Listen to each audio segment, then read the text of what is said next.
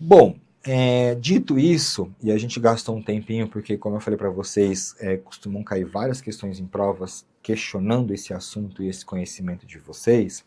Agora sim, a gente vai começar a pensar na realização da perícia e na realização do exame médico legal.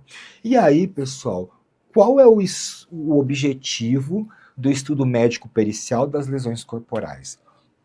Vejam que a perícia ela vai precisar responder, então, se aquele indivíduo apresentou alguma das hipóteses de lesão grave, alguma das hipóteses de lesão gravíssima.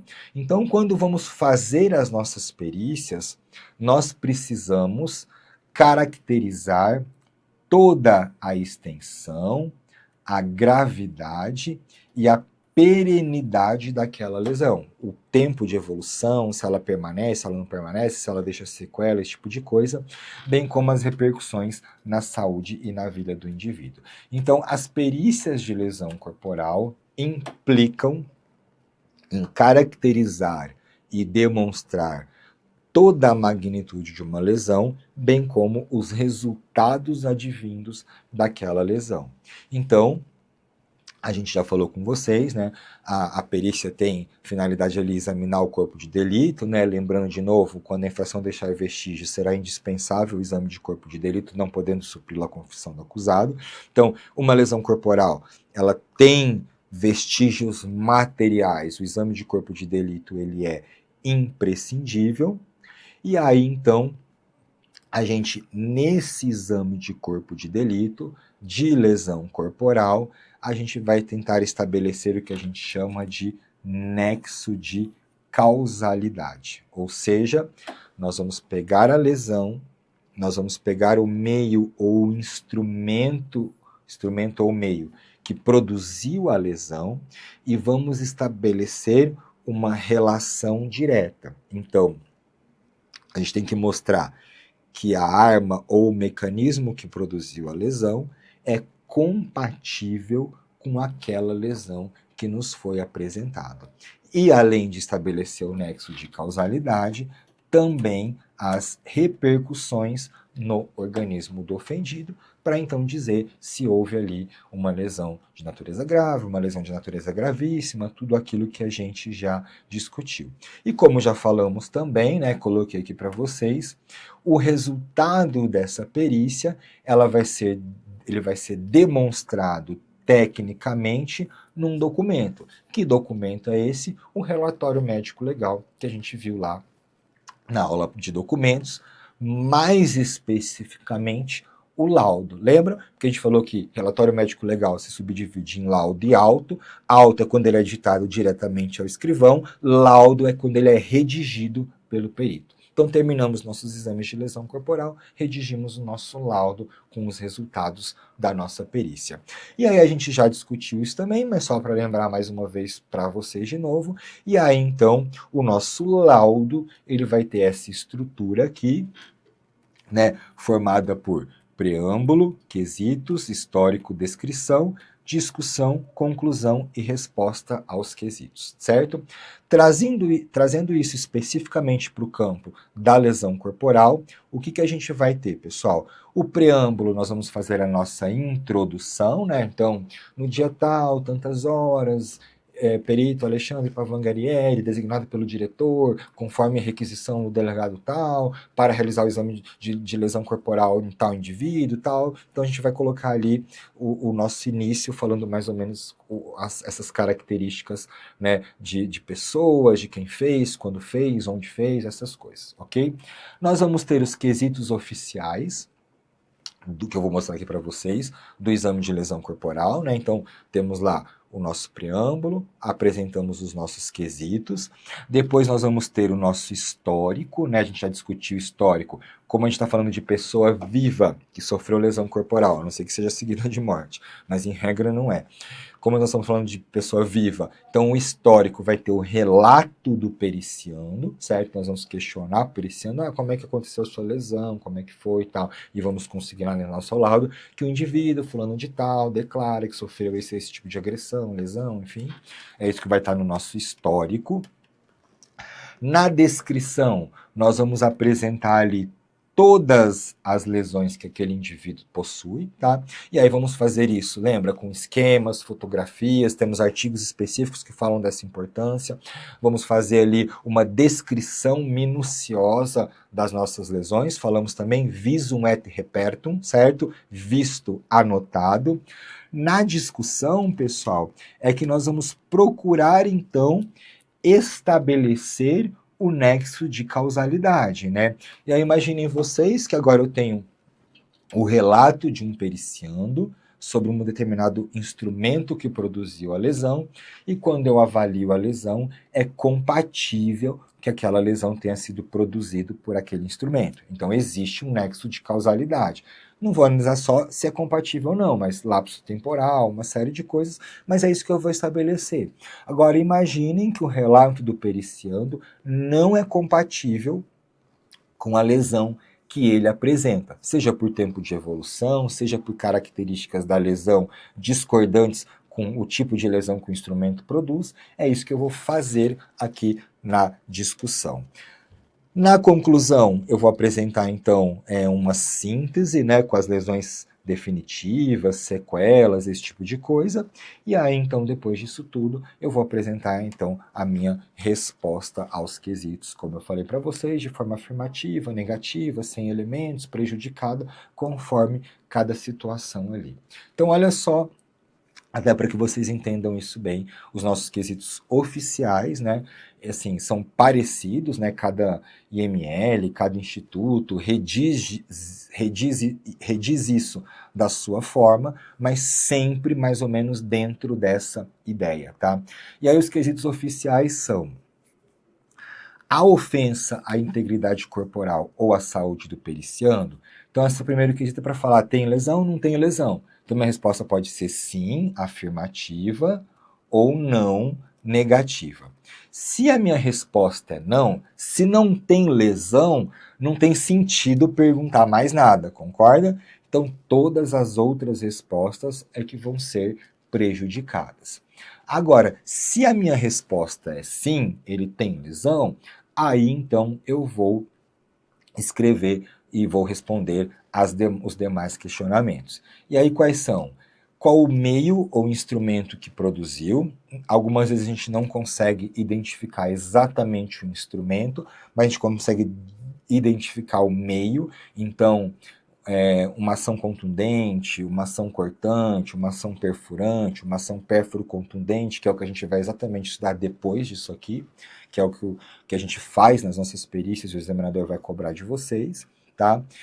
E aí ele vai perguntar tanto as hipóteses que a gente discutiu aqui, que classificam a lesão como grave ou como gravíssima, quanto causas de aumento de pena.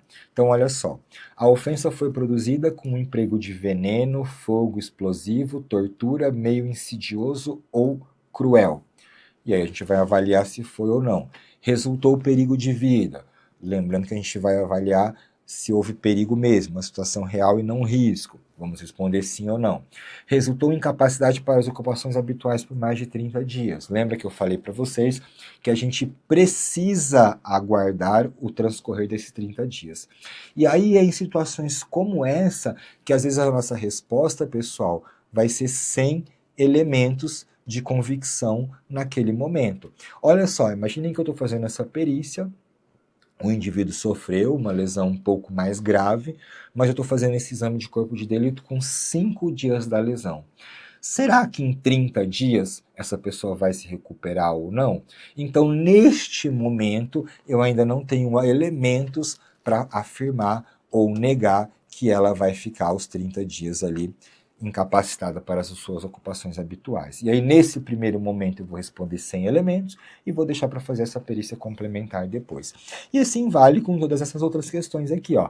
Debilidade permanente de membro, sentido ou função, aceleração do parto, incapacidade permanente para o trabalho, enfermidade incurável, perda ou inutilização de membro, sentido ou função, deformidade permanente, aborto. Vejam que algumas dessas hipóteses só poderão ser respondidas depois que for feito, então, o exame pericial complementar. beleza? E aí sempre aparece lá nos nossos laudos, né, outros dados julgados úteis, que é como se fosse um quesito para o perito colocar alguma coisa ali que ele acha importante, que eventualmente os questionamentos, né, os quesitos não foram suficientes para responder, que chamou a atenção dele em alguma forma, enfim, a gente tem esse quesito aí sempre para fazer alguma consideração complementar que tem ali finalidade, intuito e tal. E aí então, né, as nossas respostas aos quesitos, né, podem ser sim, não, prejudicado, quando a pergunta não se aplica, e a gente pode colocar ou sem elementos ou aguardar, que é aquela situação que eu falei para vocês. Então, quando a gente não tem ainda elementos de convicção para afirmar ou negar um fato, e quando a gente precisa aguardar um lapso temporal para fazer essa complementação do nosso laudo. Beleza? Bom, aonde que está falando do exame complementar no nosso Código Penal? No artigo 168, ok? E olha só o que o artigo 168 vai falar para a gente.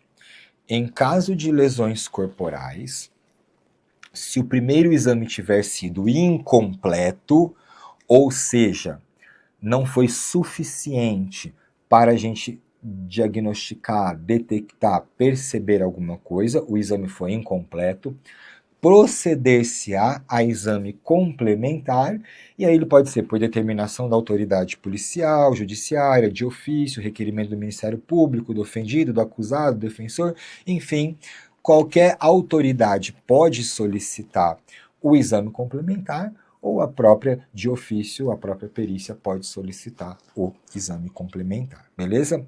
E aí, pessoal, olha só o que o parágrafo 1º e o parágrafo 2º vão falar. Parágrafo 1º.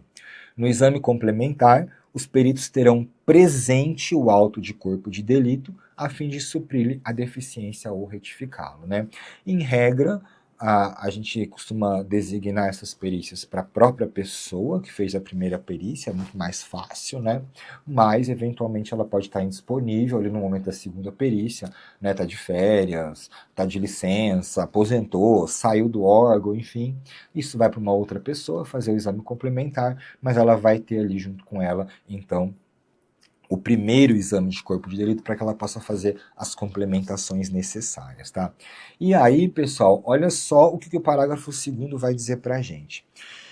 Se o exame tiver por fim precisar a classificação do delito no artigo 129, parágrafo 1º, inciso 1, esse aqui é aquele que a gente falou para vocês da incapacidade para as ocupações habituais por mais de 30 dias. Deverá ser feito logo que decorra o prazo de 30 dias contado da data do crime, entendeu? Então vejam que o próprio código expressamente não permite com que a gente faça essas antecipações e essas inferências sem, de fato, examinar aquele indivíduo depois de decorridos 30 dias, tá? E olha só, o parágrafo 3º, ele vai falar que a falta de exame complementar poderá ser suprida pela prova testemunhal, tá? Então, por algum motivo não houve a realização do exame complementar, a vítima não compareceu para fazer perícia, ou tem impossibilitada, ou qualquer outra coisa, aí sim a prova testemunhal pode suprir. Mas vejam que a gente está falando aqui de exame complementar. Nós não estamos falando do primeiro exame, porque aí, de novo, nosso artigo lá fala que é indispensável o exame de corpo de delito quando a infração deixar vestígios, não podendo suprir a confissão do acusado, prova testemunhal, nada disso, tá? Quando é exame complementar, já foi feito um exame de corpo de delito, então agora a prova testemunhal pode sim suprir essa necessidade, tá?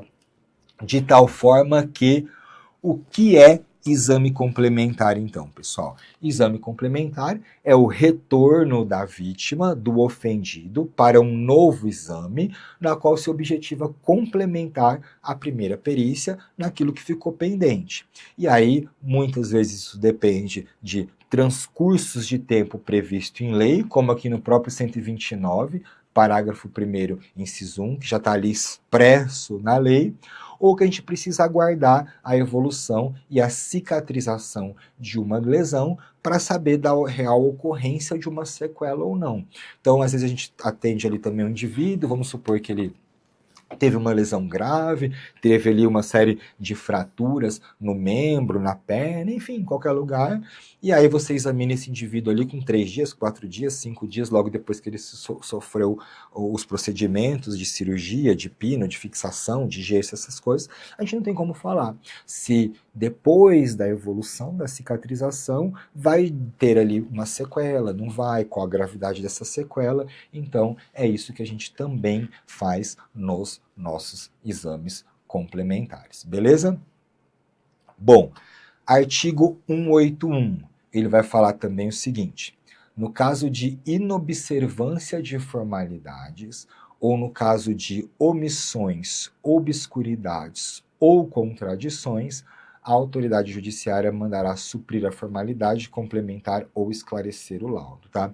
Então, além dessas hipóteses todas que a gente discutiu, se eventualmente os laudos tiverem incompletos, omissos ou contraditórios em algum ponto, também pode ser solicitada uma perícia complementar para que a gente preste os devidos esclarecimentos, beleza?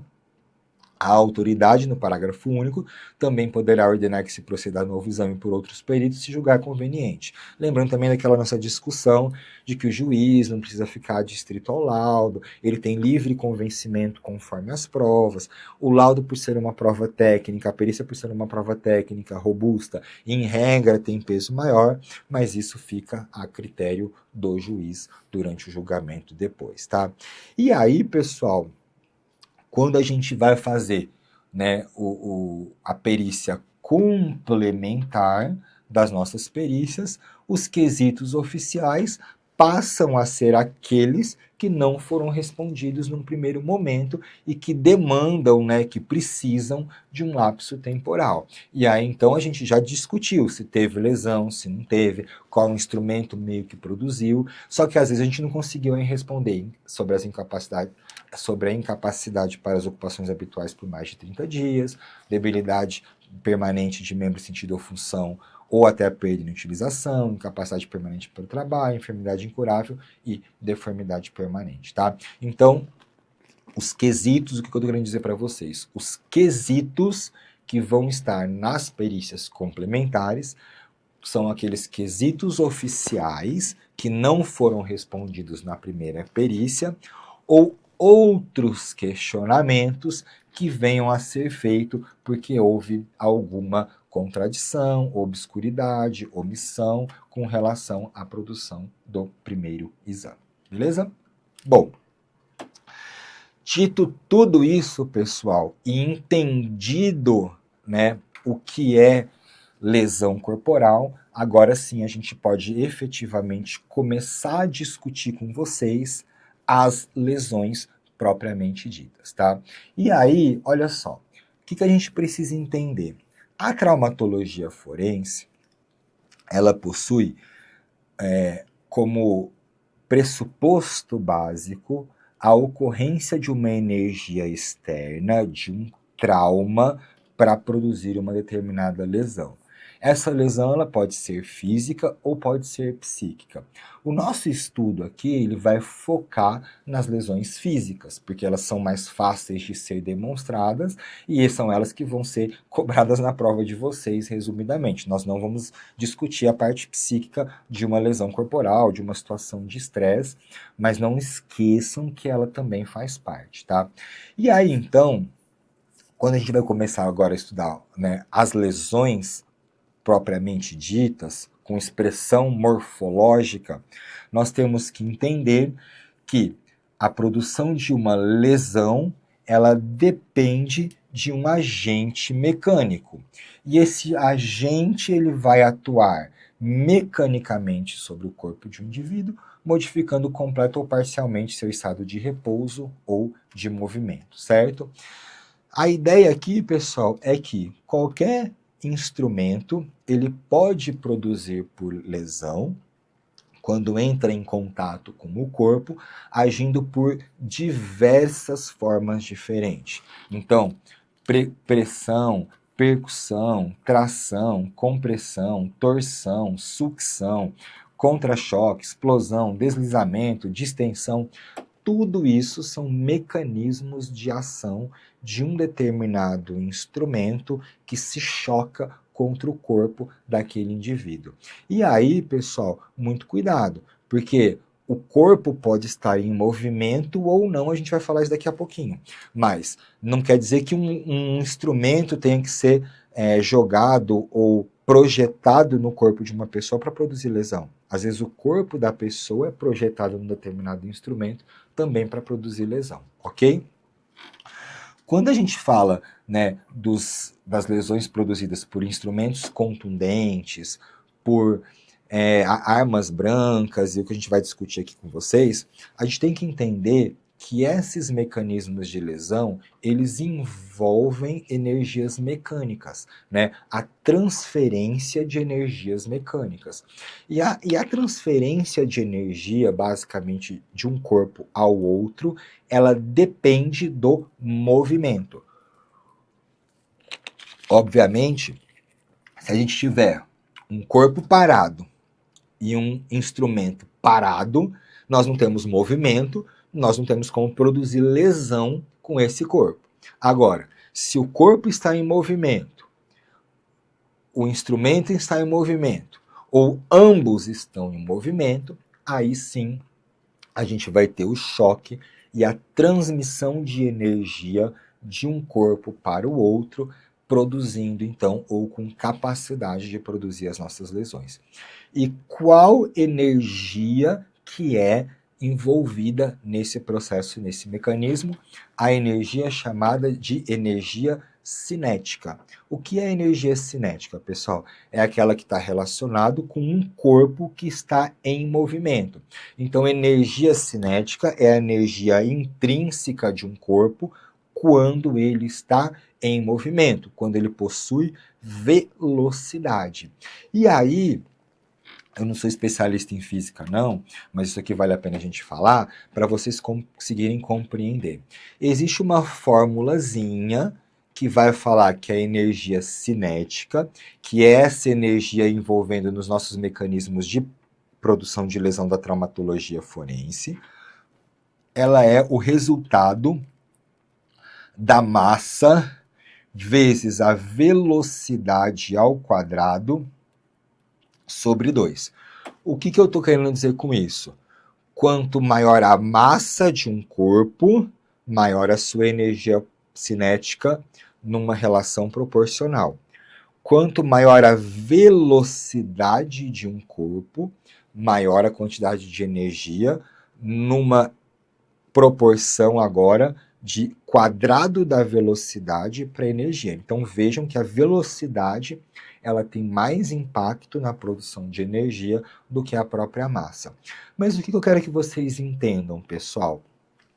Se quanto maior a massa, maior a energia cinética. Se quanto maior a velocidade, também maior a energia cinética, a intensidade do nosso trauma, ela vai se dar em decorrência tanto da massa quanto da velocidade de um determinado instrumento. Ou seja, quanto maior a massa de um instrumento, maior a sua capacidade ou a sua potencialidade de produzir um trauma, maior a intensidade desse trauma, e quanto maior a velocidade, também maior a intensidade do trauma. Lembrando que a velocidade aumenta na razão do quadrado, enquanto a massa na razão de 1 para 1. Beleza?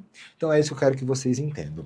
E aí, então, pessoal, é que surgem os chamados instrumentos vulnerantes dentro da nossa traumatologia forense, ok? Então, instrumentos vulnerantes são instrumentos dotados de massa, de velocidade, de energia cinética, que vão produzir um determinado trauma de acordo com a intensidade do trauma.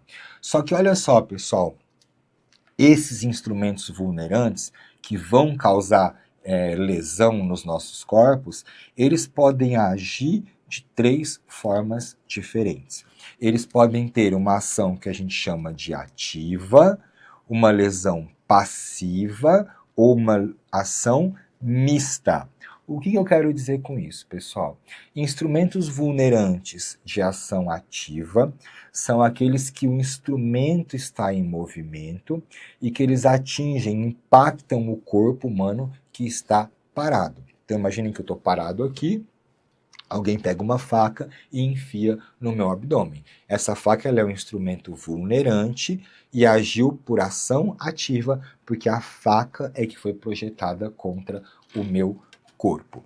Agora, a gente pode ter um inverso, pessoal. A gente pode ter o corpo humano em movimento e o objeto parado. A gente vai falar agora que esse instrumento vulnerante, ele agiu por ação passiva. E aí um exemplo para vocês pensarem. Imagina que eu estou no alto de um prédio, alguém me empurra, eu caio lá no chão, e aí eu tive toda uma energia com o meu corpo em movimento e bato no chão. Vejam que o chão atuou como um instrumento vulnerante para me produzir lesão, mas por um mecanismo de ação passiva, porque o chão está lá parado e é o corpo humano que está em movimento agora. Beleza? Bom, a outra forma que a gente tem é o que a gente chama de ação mista. E aí, então, quando a gente fala de ação mista, é os dois basicamente em movimento, tanto o corpo quanto o instrumento, tá? Essa é uma classificaçãozinha dos instrumentos vulnerantes de acordo com o seu mecanismo de ação, que às vezes também é cobrada nas provas de vocês, tá? E aí, pessoal, a gente chega aqui agora, então, em outro ponto que costuma ser cobrado bastante em prova, que é a classificação dos modos de ação dos instrumentos mecânicos. Esse é um dos slides mais importantes dessa aula e que vocês precisam entender e compreender isso direitinho, tá? Vamos lá. Nós vamos produzir lesão porque um instrumento vai entrar em contato com o corpo humano.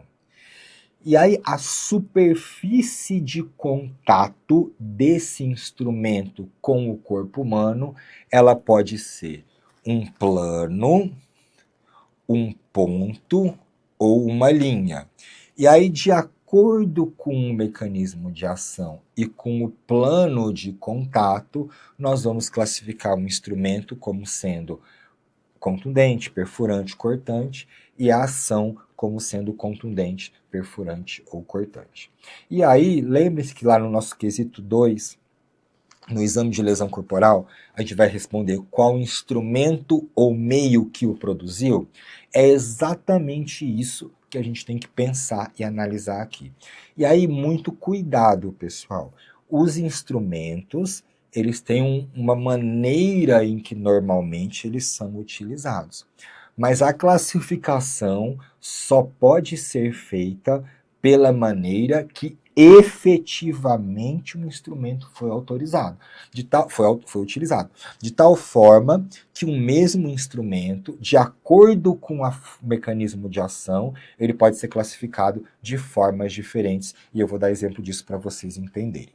Mas vamos primeiro entender os conceitos, e aí depois a gente entra nesse ponto. Bom, se a gente tem um instrumento agora, que é projetado sobre o indivíduo, ou o corpo do indivíduo projetado sobre o instrumento, mas o plano entre o instrumento e, de contato entre o instrumento e o indivíduo é um ponto, como eu coloquei aqui para vocês, um ponto, a gente vai dizer que essa lesão agiu por um mecanismo, ou essa lesão, ou ação, ou instrumento perfurante, e aí a gente tem ali uma lesão, então, chamada de punctória. Nós temos um instrumento perfurante e uma lesão punctória. Rapidamente aqui, só para vocês compreenderem. Imaginem que eu tenho uma agulha e que eu pego essa agulha e enfio no corpo de alguém. Então, vamos supor aqui que agora a gente está diante de uma situação de uma babá que está cuidando de uma criança e a gente tem lá essa babá produzindo maus tratos, e a gente já viu isso em ML, e aí ela pega um alfinete e fica fazendo vários furinhos, várias lesões no corpo daquela criança. Vejam que o alfinete, quando entra em contato com o corpo daquele bebê ou daquela vítima, ele o faz através de um único ponto, que é a ponta do alfinete. Então, o alfinete, ele foi um instrumento perfurante nesse mecanismo de ação, produzindo uma ferida punctória ou uma lesão punctória, tá? Imaginem vocês agora que um instrumento, ao produzir lesão sobre o corpo de uma pessoa, tem o contato por uma linha, como eu coloquei aqui para vocês. Quando a gente fala de uma linha, nós estamos falando basicamente de mecanismos ou de instrumentos que possuem gumes, que possuem lados afiados. Então, por exemplo, uma faca. Vejam, quando você produz lesão com uma faca, você pode pegar a faca e passar no braço de uma pessoa, produzindo um corte no braço daquela pessoa. Vejam que nesse mecanismo de ação, a faca ela atuou como um mecanismo cortante, produzindo uma ferida ou uma lesão que a gente chama de incisa, tá? E aí depois a gente vai ver várias características de todos esses instrumentos para mostrar para vocês como que a gente, quando está fazendo uma lesão e não temos um instrumento, temos elementos que a gente consegue dizer, então, que aquela lesão foi produzida por um instrumento perfurante, por um instrumento cortante, e assim vai, tá?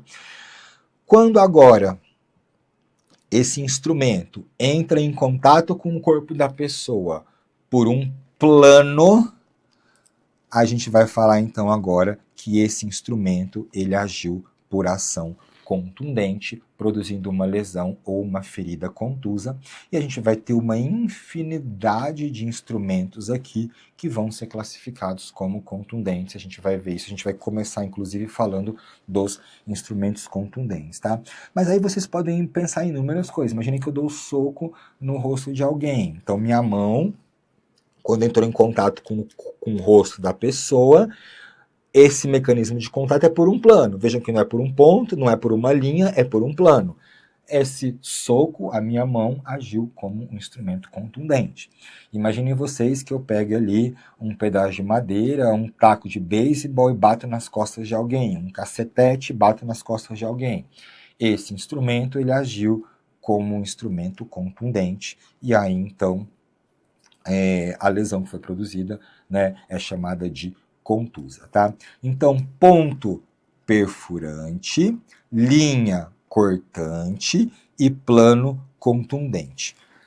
Ocorre que algumas vezes nós temos mais de um mecanismo agindo ao mesmo tempo. E aí, então, quando a gente identifica isto, é que nós vamos classificar e podemos classificar os instrumentos como pérfuro contundentes, são instrumentos que ao mesmo tempo que perfuram, contundem. Pérfuro cortantes, são instrumentos que ao mesmo tempo que perfuram, cortam. E corto contundentes, são instrumentos que ao mesmo tempo que cortam, também contundem, tá? E aí, pessoal, a gente vai passar em cada um, mas só para vocês entenderem o que eu estava querendo dizer quando eu falei para vocês que o mecanismo de ação é que vai classificar o instrumento. Lembrem-se que o exemplo que eu dei para vocês aqui no cortante foi a faca. Então imaginem que eu peguei uma faca e passei essa faca no pescoço de alguém, certo? A ação, né, o plano de contato entre a faca e o corpo daquela pessoa foi uma linha, certo? Através de um gume afiado. Então essa faca, ela agiu como um mecanismo cortante. Imaginem vocês agora que essa mesma faca, né, tem uma ponta, claro, né, pontiaguda, e que agora, ao invés de eu produzir lesão passando a faca no pescoço da pessoa, eu pego essa mesma faca e introduzo no abdômen dessa pessoa. Vejam que nesse outro exemplo, aquela nossa mesma faca, que foi um instrumento cortante, quando produziu lesão no pescoço, agora ela produz lesão tanto inicialmente por um ponto, que é a ponta da faca, quanto pela linha cortante para dentro do corpo. Então ela fura, perfura e ao mesmo tempo ela entra cortando. E aí, então, pessoal, o que a gente tem? A gente tem agora que essa mesma faca, ela vai produzir uma lesão do tipo pérfuro cortante, ok? Então, o que eu quero que vocês entendam é, toda vez que a gente tiver um instrumento e for solicitado a vocês para classificar esse instrumento de acordo com essa classificação aqui dos instrumentos mecânicos, nós temos que avaliar qual foi o mecanismo de ação daquele instrumento. De tal forma que os instrumentos, eles podem se classificar de mais do que um mesmo tipo, beleza? Vou dar um outro exemplo aqui para vocês, né? Imaginem agora que a gente tem uma arma, um revólver, né? E que a gente produziu lesão disparando essa arma contra uma determinada pessoa. Então a gente tem um projétil de arma de fogo. Esse projétil de arma de fogo, ele vai perfurar num primeiro momento e vai também contundir. Então nós vamos ver que os ferimentos por arma de fogo causados pelo projétil são ferimentos pérfuro contundentes. Mas imaginem vocês agora que, ao invés de pegar essa mesma arma e produzir esse ferimento disparando contra o indivíduo, eu faço agora o seguinte: eu pego a arma e bato na cabeça de um determinado indivíduo, produzindo então uma lesão agora pela coronha desta arma. Ou seja, essa mesma arma foi utilizada com um mecanismo de ação diferente e agora o contato que ela teve com o corpo da pessoa foi por um plano que é ali a base da arma. Essa arma, ela então agora é classificada como um instrumento contundente, tá? Então, de novo, cuidado, analisem sempre a forma como aquele instrumento foi utilizado. A não ser que o examinador não discuta com vocês a forma do instrumento, mesmo assim ele peça para vocês classificarem, aí obviamente vocês vão pensar na forma em que aquele instrumento é mais comumente utilizado. Beleza? É essa a mensagem e o recado que fica aqui desse ponto para a gente. Beleza? Bom, continuando. Traumatologia forense. Ação contundente. Então, nós vamos começar a discussão aqui do nosso tópico falando das características que a gente tem dos instrumentos que agem por ação contundente. E aí depois, pessoal, a gente vai passar por todos, tá? Então a gente vai começar com contundente, que é a maioria, depois a gente vai falar de cada um dos outros. Aí nós vamos falar do cortante, perfurante, pérfuro cortante, corte contundente e pérfuro contundente, beleza?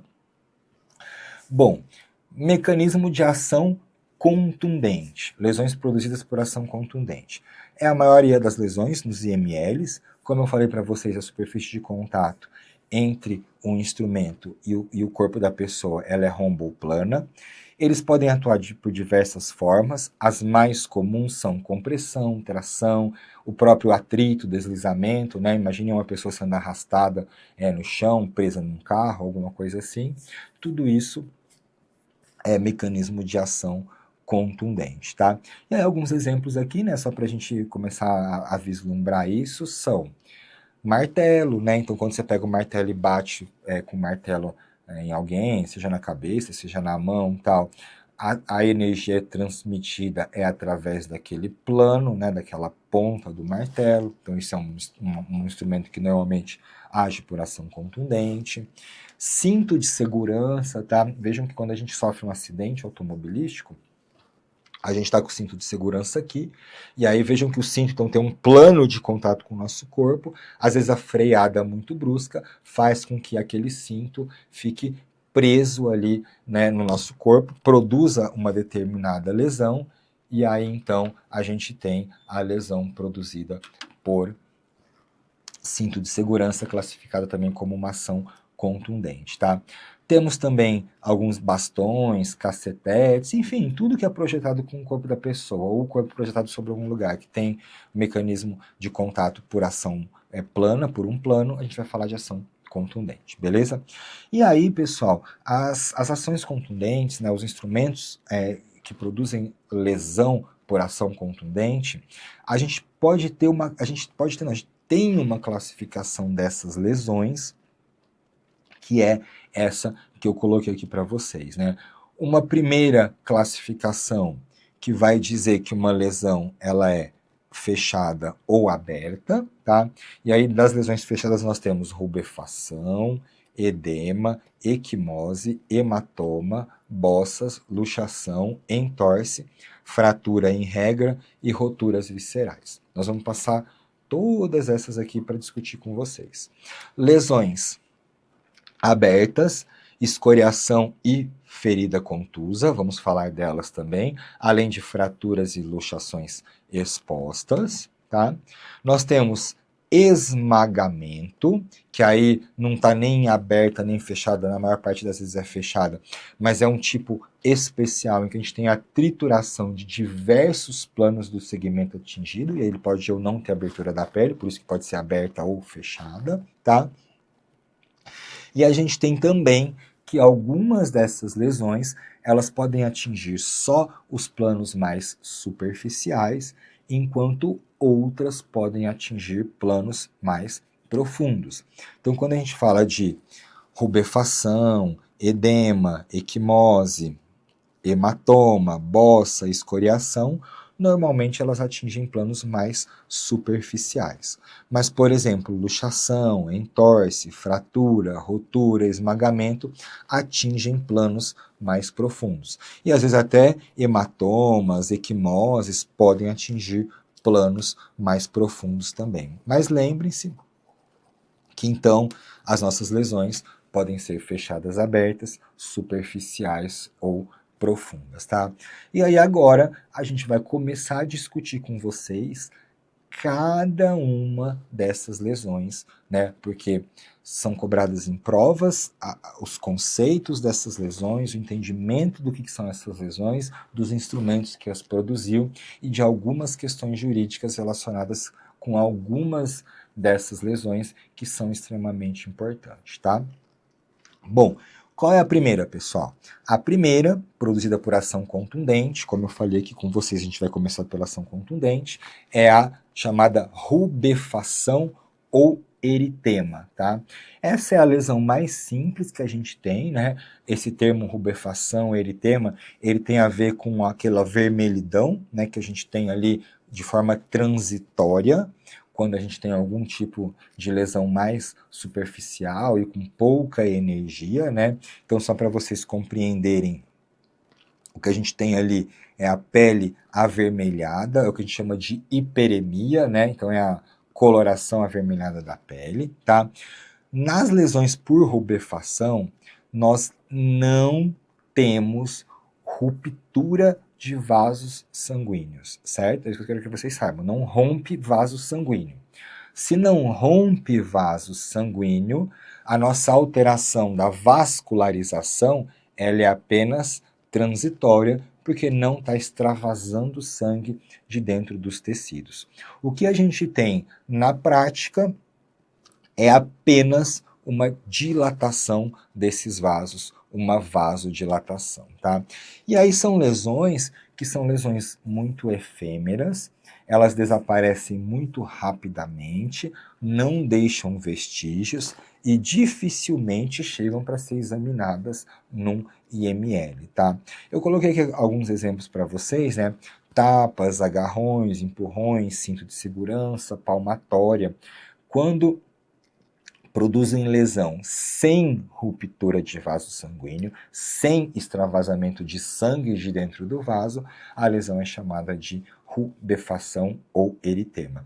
E nós temos até um teste, né, descrito para a gente conseguir avaliar, né, se uma lesão, se houve algum tipo de dúvida, se ela é mesmo uma rubefação ou eritema, ou seja, se não teve ruptura de vaso sanguíneo, ou se é uma lesão que já teve ruptura de vaso sanguíneo, e eu até trouxe aqui mostrando para vocês, né. Então aqui em cima a gente tem duas imagens, né, então vejam aqui, ó, aqui foi um cacetete, né, que foi usado para produzir lesão em uma determinada pessoa.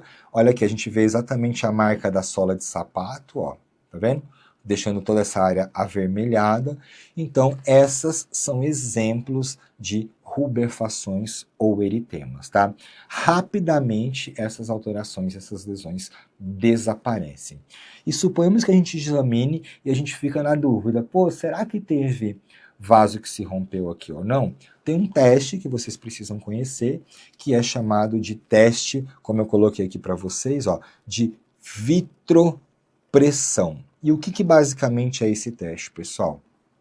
Eu pego algum instrumento, como por exemplo uma caneta aqui, pressiono a região da lesão, como está sendo mostrado aqui nessa imagem, e aí quando eu tiro esse instrumento, vejam que aquela área em que a lesão foi pressionada, o vermelhidão ele desaparece, ok?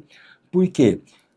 Essa lesão é o vaso que se dilatou, eu comprimo o vaso, deixa de ter sangue ali, passando naquela região, a vermelhidão desaparece, tá?